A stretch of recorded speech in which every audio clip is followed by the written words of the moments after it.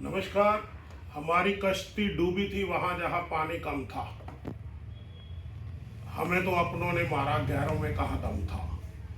ये शेर मैं इसलिए कह रहा हूँ क्योंकि बांग्लादेश में जो हिंदुओं का कत्लेआम वहाँ के कट्टरपंथी जिहादी मुसलमानों द्वारा किया जा रहा है, उसके खिलाफ भारत सरकार अंतर्राष्ट्रीय मंचों पर आवाज उठाए, अंतर्राष्ट्रीय संगठनों के माध्यम से दबाव डलवाए। उससे पहले ही हमारे घर के छुपे गद्दार मध्य प्रदेश के पूर्व मुख्यमंत्री दिग्विजय सिंह, जो हमेशा से देश के खिलाफ खड़ा होता है, हिंदुओं के खिलाफ खड़ा होता है, उसका एक खतरनाक बयान आया जिसमें उसने कहा बांग्लादेश में हिंदुओं को इसलिए मारा जा रहा है क्योंकि यहाँ मुसलमानों को मारा जा रहा है। इस बयान के ऊपर मैं मोदी जी आपको एक बात कहना चाहता हूँ, थ्योरेटिकली आप जितने मर्जी ठीक होंगे, उसका कोई मतलब नहीं है जब तक ऐसे देशद्रोही गद्दारों पर आप सख्त कार्रवाई नहीं करते, इनको जेल की सलाखों के पीछे नहीं डालते। पहले जनरल बिपिन रावत ने कहा था कि हमको 2.5 मोर्चों पे लड़ना पड़ रहा है, अब 3.5 मोर्चे हैं। पाकिस्तान, चीन, बांग्लादेश, एक मोर्चा और जुड़ गया, उसके बाद आधा मोर्चा जो हमारे देश में गद्दारों का है। थोड़े दिन पहले मैंने ये कहा था कि जो लोग मोदी सरकार को चुनाव में नहीं हरा पा रहे, वो किसी भी हद तक जाने को तैयार है देश में सत्ता परिवर्तन के लिए। उसके लिए उनको क्या करना होगा? एक तो इलेक्शन कमीशन पे शक खड़ा करते हैं, देश के सिस्टम पे शक खड़ा करते हैं, सुप्रीम कोर्ट पे शक खड़ा करते हैं।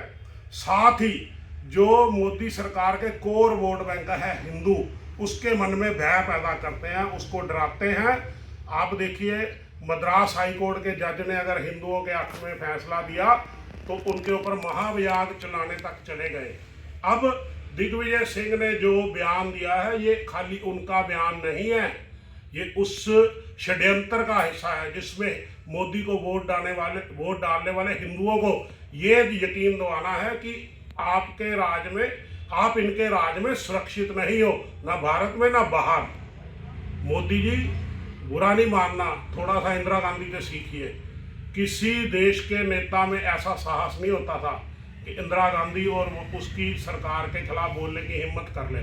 ये लोग सरेआम देश के खिलाफ षड्यंत्र रच रहे हैं, हिंदू समाज के खिलाफ षड्यंत्र रच रहे हैं। आप जब तक इनके ऊपर नजर आने वाली सख्त कार्रवाई नहीं करेंगे, तब तक ये सुधरने वाले नहीं हैं।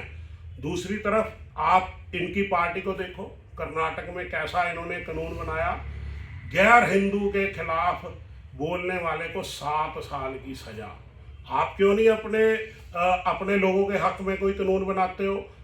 अगर कोई देश की बहुसंख्यक जनता के खिलाफ षड्यंत्र करे, उसको भी बिना जमानत के देश की जेल में डालने का प्रावधान होना चाहिए। मोदी जी, कब तक आप सोशल मीडिया पे अपनी ट्रोल आर्मी से ऐसी डलवाते रहोगे पोस्टें कि आप थ्योरेटिकली ठीक हो, आपको देश के दुश्मन काम नहीं करने दे रहे।